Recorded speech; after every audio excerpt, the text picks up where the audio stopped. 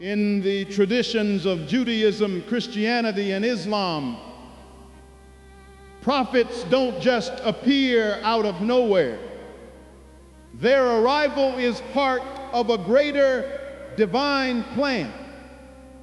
Each messenger was mentioned in the holy books that came before, serving as proof of the truth and showing that God's message is a continuous one. The birth and mission of Prophet Muhammad, peace be upon him, wasn't just a random event. It was the fulfillment of a long wait. The clues were recorded in ancient prophecies, in the amazing events that happened when he was born, and in the honest recognition from religious scholars who lived at that time. This is the story of how the world was prepared to welcome the final prophet, a city in waiting. Long before Islam, the city of Yathrib, which we now know as Medina, was a place where people were actively waiting for a final prophet.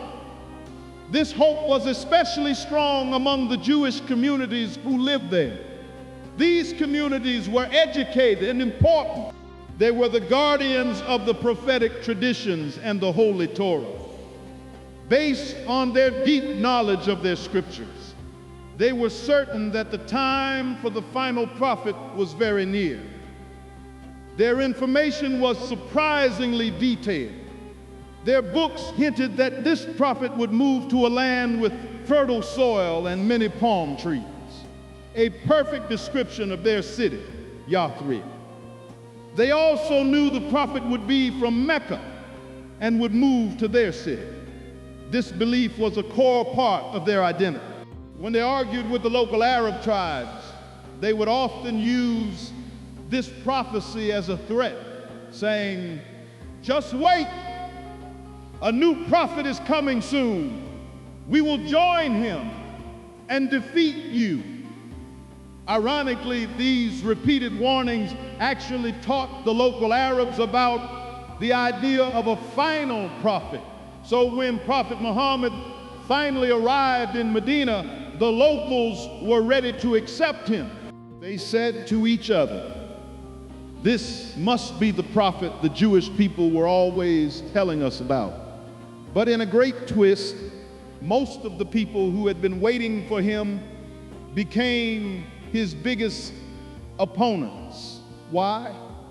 Because they had always assumed the final prophet would come from their people, the children of Israel.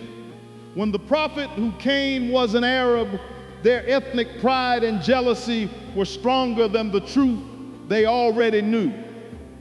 The prophet's birth was marked by amazing signs. The whole universe, from the sky to the earth, seemed to celebrate. On the night he was born, scholars saw a new, massive star shining brightly over Mecca. For those who had studied the scriptures, this sign was clear. The long-awaited final prophet had been born. But many of them, filled with jealousy and fear of losing their status, decided to keep this truth a secret. The signs also shook the great empires of the time, as if to announce that a new era was beginning.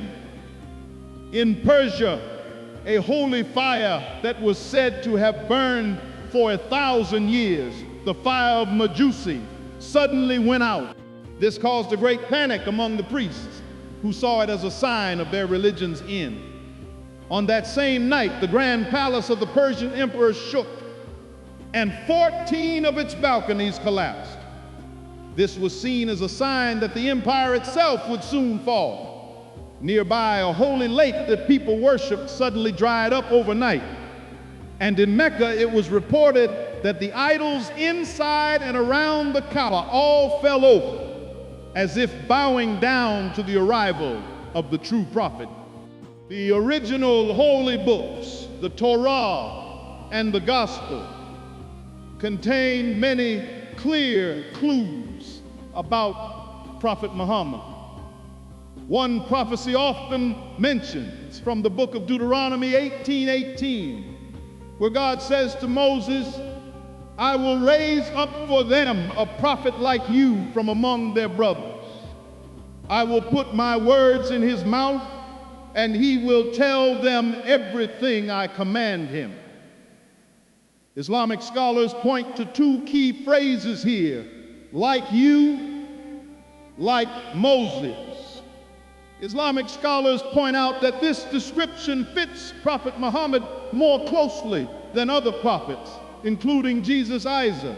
Both Moses and Muhammad were born naturally from a father and mother.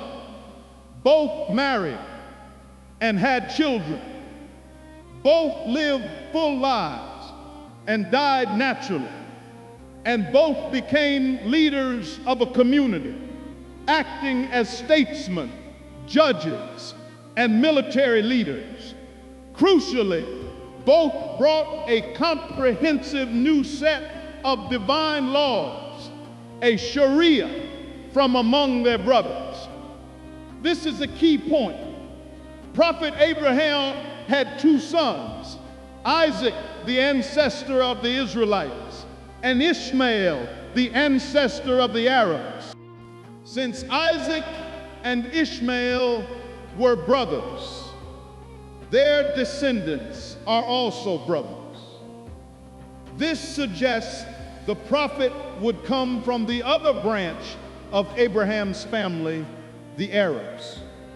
This interpretation is strengthened by another verse in the Torah, Deuteronomy 34:10, which states, no prophet has risen again in Israel like Moses, implying that the prophet who would be like Moses must come from outside of Israel. In the Gospel of John, Prophet Jesus Isa promised his followers, I will ask the Father, and he will give you another helper to be with you forever. The Islamic understanding is that this was a reference to Prophet Muhammad. Some scholars believe the original Greek word used was not Paracletos, helper, but Periklutos, which means the most praised. This is a direct translation of the name Ahmad or Muhammad. But even more, the job of this helper matches the prophet's mission. Jesus said, he will guide you into all the truth. He will not speak on his own. He will speak only what he hears. This is a perfect description of Prophet Muhammad. This is especially true because he was Ummi, illiterate, meaning he couldn't read or write. He was purely reciting the Quran word for word as he heard it from the angel Gabriel. Wise men who knew history also tells of wise men who recognized the prophet, even when he was just a child. The most famous story is about a Christian monk named Buhaira. When Muhammad was about 12 years old, his uncle took him on a trading trip. A monk named Buhaira saw their group from his monastery. He noticed something amazing. A small cloud was moving above the group, shading one of the boys from the sun. When the group stopped under a tree, the tree's branches bent down to shade that same boy. Buhaira, who had read the descriptions of the final prophet, knew what this meant. He invited the whole group for a meal, something he had never done before. Everyone came except young Muhammad, who was watching the supplies. Buhaira didn't see the person he was looking for and asked, "Is anyone left behind?" They told him only a young boy. Buhaira insisted, "Bring him here." When Muhammad arrived, Buhaira watched him closely and asked him many questions. The boy's answers perfectly matched the descriptions he had read. As a final proof, Buhaira asked to see the boy's back. Between his shoulders, he found a special physical mark, the seal of prophethood. Buhaira was convinced. He went straight to Muhammad's uncle, Abu Talib, and asked, "Whose child is this?" Abu Talib replied, "He is my son." Buhaira shook his head. "He cannot be your son. According to my books, this boy's father should not be alive." Abu Talib, surprised, admitted the truth. "He is my nephew. His father died while his mother was still pregnant with him." "You have spoken the truth," Buhaira said. He then gave an urgent warning: "Take your nephew home at once and protect him. If certain people see him and discover what I have discovered, they will try to harm him. By God, this boy has a great destiny." Years later, another wise man named Waraqah bin Naufal gave the first confirmation of the prophet's mission. Waraqah was an elderly blind Christian scholar and the cousin of the prophet's wife, Khadijah.